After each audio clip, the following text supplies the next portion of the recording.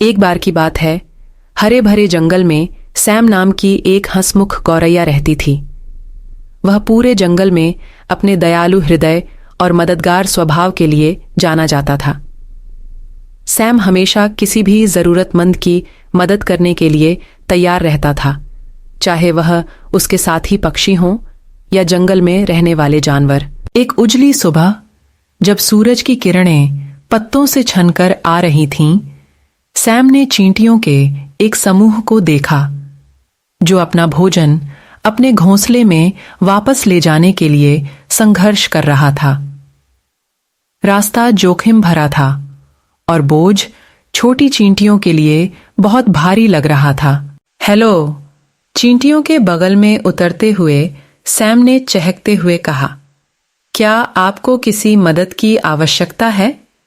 चींटियों ने आश्चर्य से देखा और कृतज्ञतापूर्वक सिर हिलाया।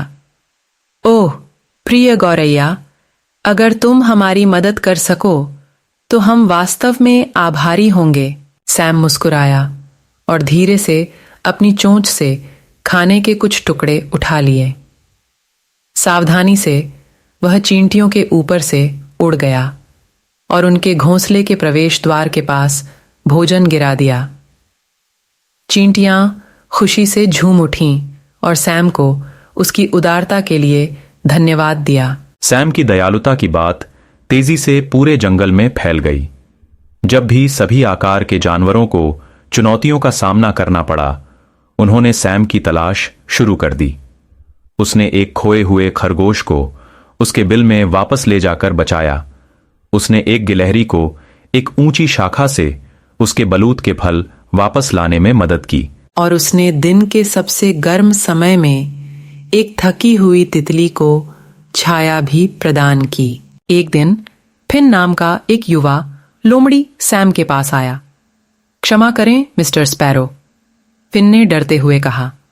मैंने आपके दयालु कार्यों के बारे में सुना है और मुझे लगता है कि मुझे मदद की जरूरत है। सैम ने फिन की ओर दयालुता से देखा। बेशक युवा लोमड़ी, मैं तुम्हारे लिए क्या कर सकता हूं? फिन बोलने से पहले झिझका। आप देखिए, मैं अपने परिवार से अलग हो गया हूं। मुझे नहीं पता कि वे कहां हैं और मैं डरा हुआ और अकेला महसूस कर रहा हूं। सैम का दिल फिन पर आ गया। मैं तुम्हें अपना परिवार ढूंढने में मदद करूंगा। फिन, चिंता मत करो, हम अपनी तरफ से पूरी कोशिश करेंगे। और इसलिए सैम और फिन जंगल के माध्यम से एक यात्रा पर निकल पड़े और हर जानवर से पूछते रहे कि क्या उन्होंने फिन के परिवार को देखा है। रास्ते में उन्हें चुनौतियों और बाधाओं का सामना करना पड़ा, लेकिन उन्होंने दृढ़ संकल्प और आशा के साथ मिलकर उनका सामना किया। जैसे जैसे दिन हफ्तों में बदल गए, सैम और फिन का बंधन मजबूत होता गया। वे एक साथ हंसे, कहानियां साझा कीं और जब रास्ता कठिन हो गया तो एक दूसरे का समर्थन किया।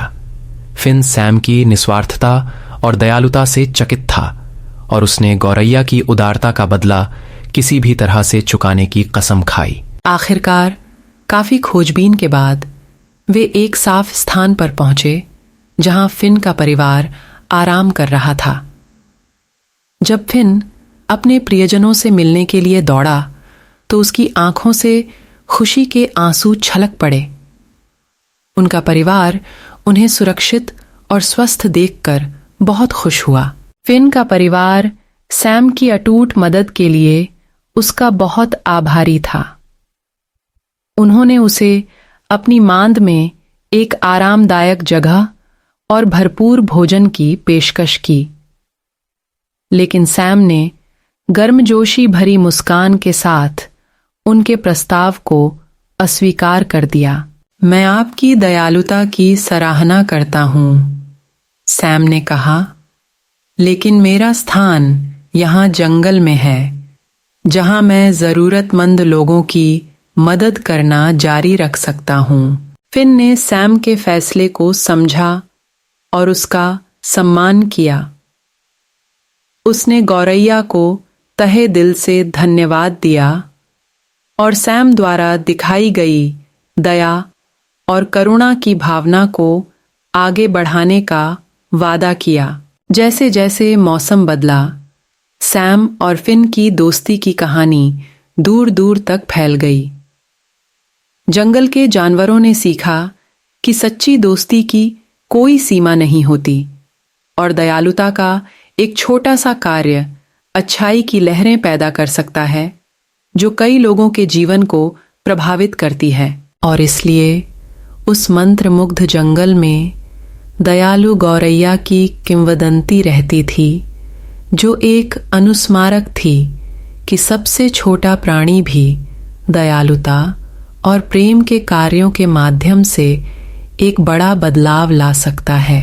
कहानी की सीख यह है कि दयालुता और करुणा के कार्य चाहे कितने भी छोटे क्यों न हों, दूसरों के जीवन पर गहरा और सकारात्मक प्रभाव डाल सकते हैं।